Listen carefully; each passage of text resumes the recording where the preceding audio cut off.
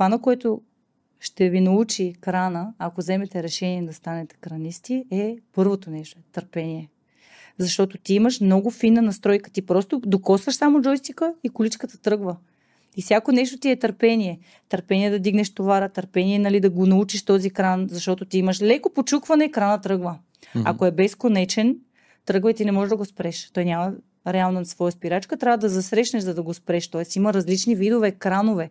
И ако знаеш, че крановете са все едно комуникираш с човек с различен характер. Това е все едно работиш всеки път с различен човек, различен интелект.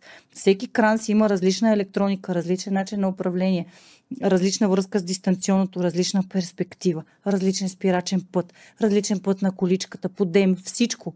И ти си на всеки нов обект и всеки нов кран, ти си все едно като нов кранист, просто с по-богат опит да се справиш и да се адаптираш в ситуации. Тоест всеки ден, всеки нов кран ти е нов, различен и различни неща ти се случват.